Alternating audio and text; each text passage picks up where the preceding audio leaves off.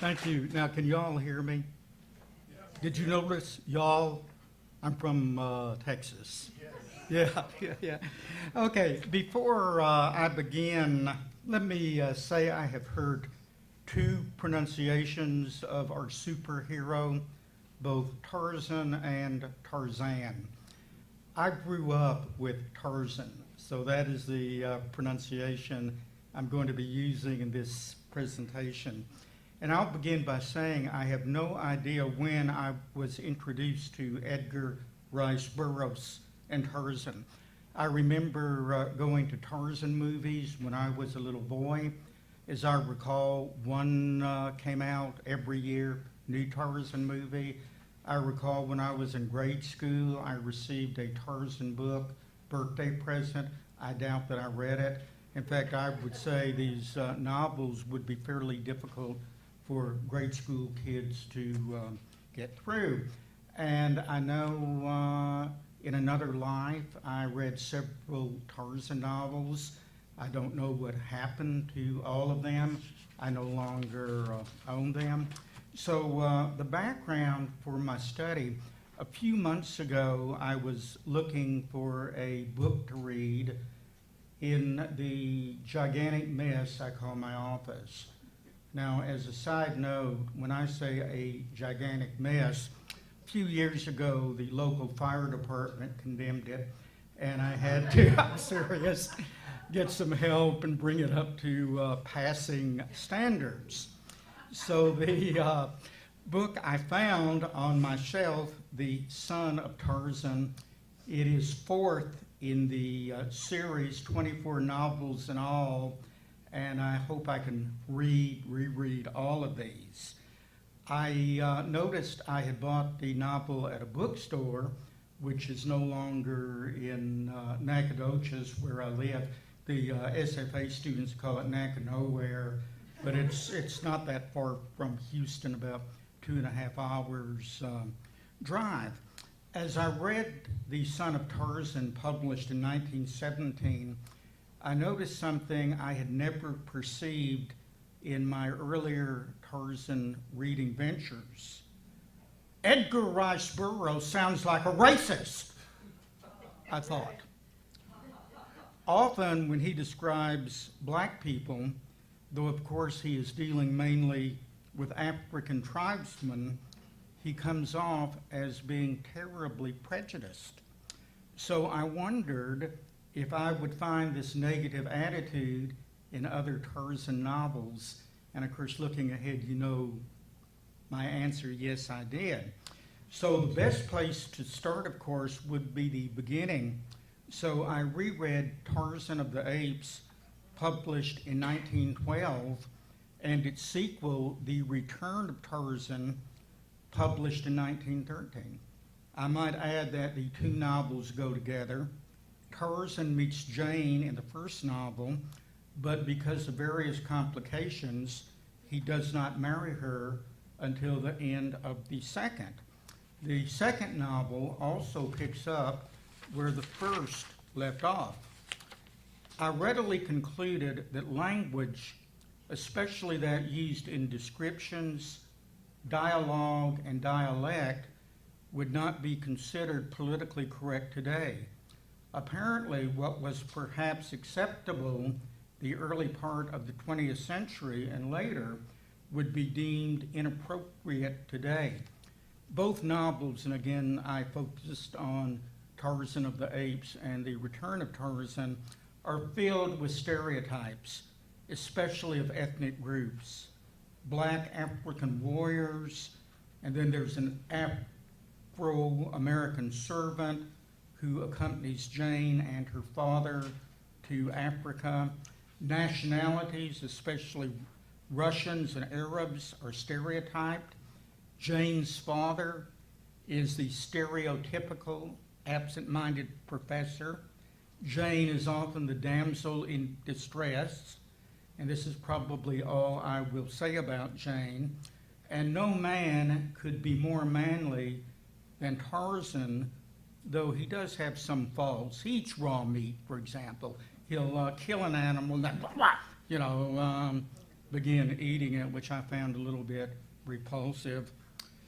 So regarding Jane, though I said I would not really comment on her again, Tarzan, and I'm quoting from the first novel, knew that she was created to be protected and that he was created to protect her. In essence, he comes out as a superhero, and maybe I am coining a word, I'm not sure, a super hunk. I mean, ladies, it is unbelievable. You've got to read these novels. I mean, boy. The name Tarzan, incidentally, comes from the language of the apes who raised him. It translates white skin. That's from the ape. Of course, this is a fitting name, but I thought it was especially interesting given the black-white emphases found in both novels. And as the unidentified writer says in his or her note to Tarzan of the Apes, the issue, the copy I read, quotation marks, however, as with all literature, Tarzan of the Apes is a product of its time.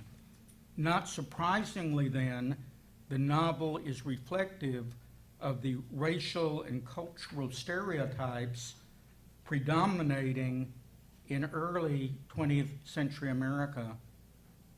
End of quote. Tarzan's physical appearance is emphasized in the opening.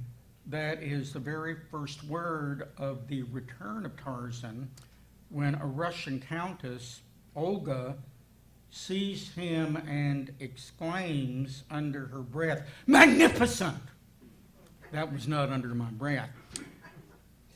Tarzan has visited Jane in America, believes they will never marry. She is engaged to another man and is on a ship headed to Europe. When Olga's husband asks her what is magnificent, she replies she is thinking about skyscrapers she had seen in New York City. And think about when this was written. He believes her. Shortly thereafter, if you didn't get it the first time, she looks again at Tarzan and breathes, "Magnificent!" In my edition, in all capital letters. Now, Olga is 20 years old, her husband is 40, and Tarzan is 22. Later in the novel, Tarzan is duped into believing Olga is in trouble. He flees to her rescue. The two find themselves together, and ultimately, quotation marks, get ready for something racy.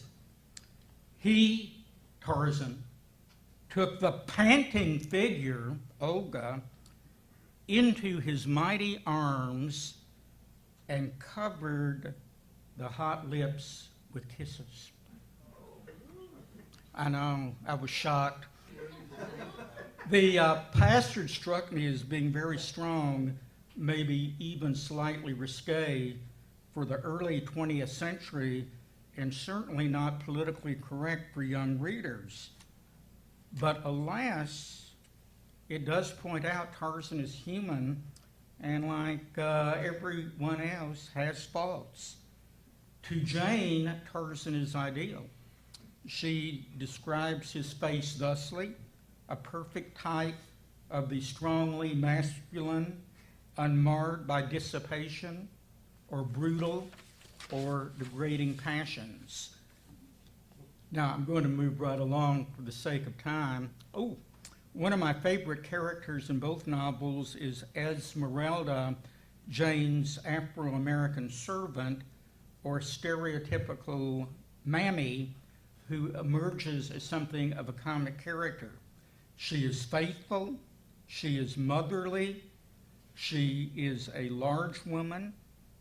I think probably most stereotypical mammies are large.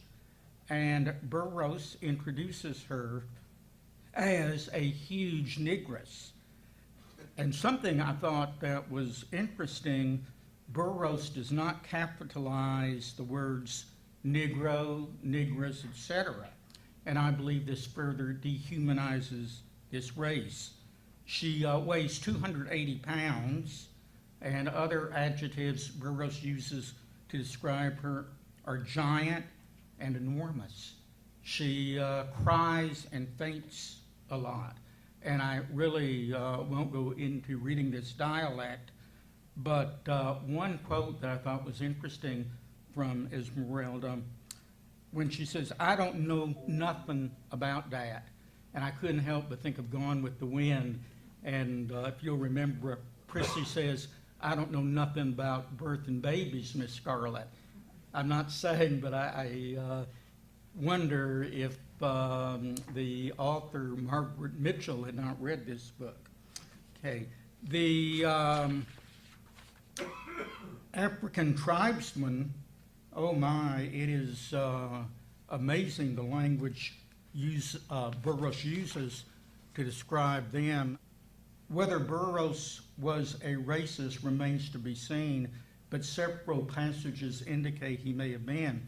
For example, in Tarzan of the Apes, and I'm not really sure of the pronunciation, K-A-L-A, either Kala, an ape adopts Tarzan, so to speak, after his parents die.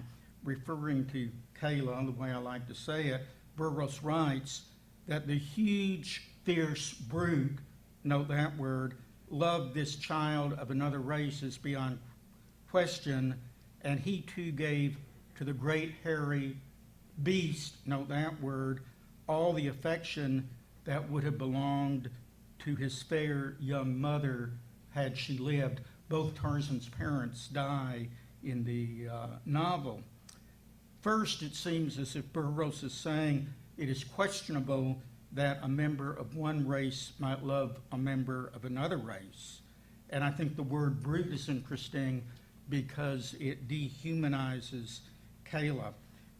Tarzan refers to black men by saying, "And they, to my mind, are in most ways lower in the scale than the beasts."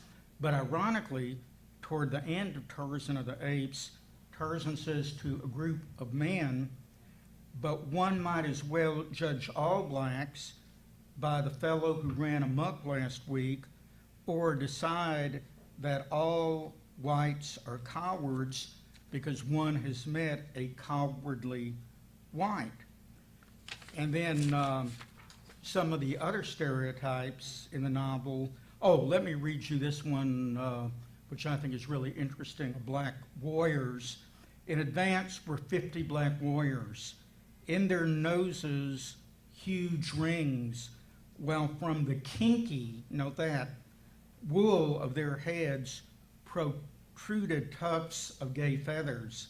Their yellow teeth were filed to sharp points, and their great protruding lips added still further to the low brutishness of their appearance.